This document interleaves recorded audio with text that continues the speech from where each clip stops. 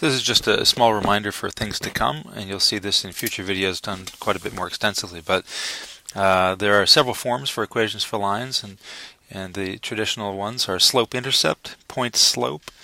And for that, we're going to need to understand how we get slope, which we've practiced a bit. There's a slope form, which may look a little odd, but in fact is quite handy. And then there is the standard form, which looks really great, but is in some cases quite a lot more awkward to use. So we'll take a little look at each of these. Here we go. So let's imagine we had the following 2 points. Let's take, let's see, 3, 5, and 7, 9, something quite nice.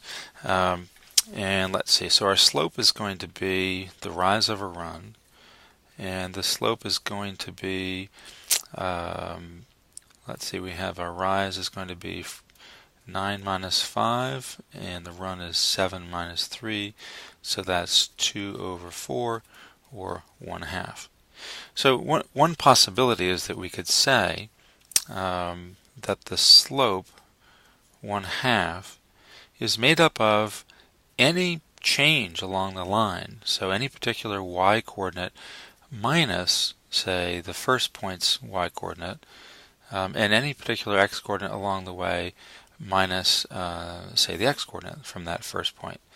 This is the slope form. It's kind of a strange looking form, but maybe it'll look more familiar if we use the point-slope form, which is going to be y minus one of the particular y-coordinates, and we'll use 5 here, and that the slope is 1/2 times x minus 3, and this is called the point-slope form. And then if we continue to multiply and add, we'll have y is equal to 1/2 x minus 3, and we've added our 5 across. And this is the transformational form, or what I like to call the calculator form, pretty handy.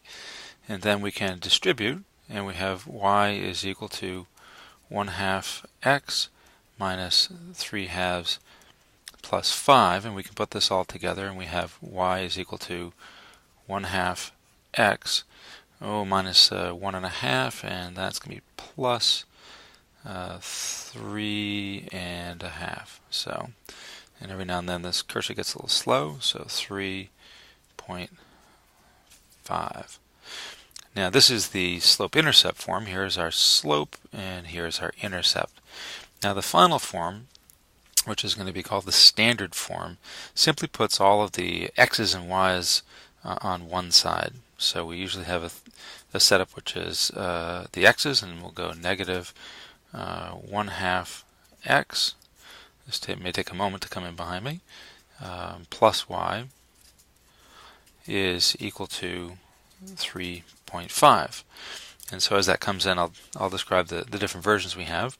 Up on the top again, this is the slope form, and then we have the point slope form, then we have the calculator form, or the transformational form, the slope intercept form, and then finally slowly coming in over here is going to be the standard form. And this would be a good start for a few ideas for equations for lines, and you'll have lots of practice in that coming up in future videos. And here finally comes in the ax plus by equals c. It's almost there.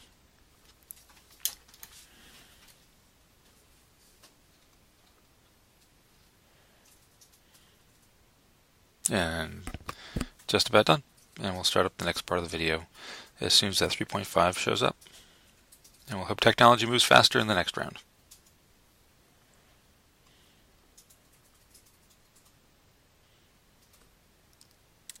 And this is just a final reminder of the Cartesian plane. Three important concepts, so that as you're doing some of the problems coming up and reflecting on what we've done already, it all comes together nicely.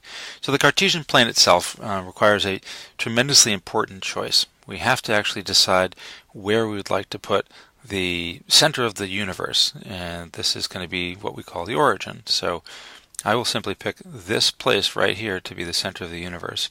Now, having done that, having picked some origin, some initial starting place, I then choose the directions of my x and y axes. And the x and y axes are completely arbitrary. We have decided and agreed upon the idea that the y-axis will go upward like this, but it needn't. That's just what we've decided to do. And then we've agreed in general that the x-axis will go off to the right. And once we've done this, then we can discuss locations in two-dimensional space. And therefore I could ask the question, if I see coordinates of 3 and 5, it means that I go 3 units along the x-axis and then 5 units along the y-axis. And I find the one place in the entire plane which has that to be true. This is the only possible location in this entire plane that is 3 units along the x-axis and 5 along the y. Now, given that we have chosen x to be positive in this direction, then we can define the quadrants as the first quadrant where x and y are both positive, the second quadrant where y is positive and x is negative, the third quadrant where they are both negative, and finally the fourth quadrant where x is positive and y is negative. All right, well, good luck with all the problems.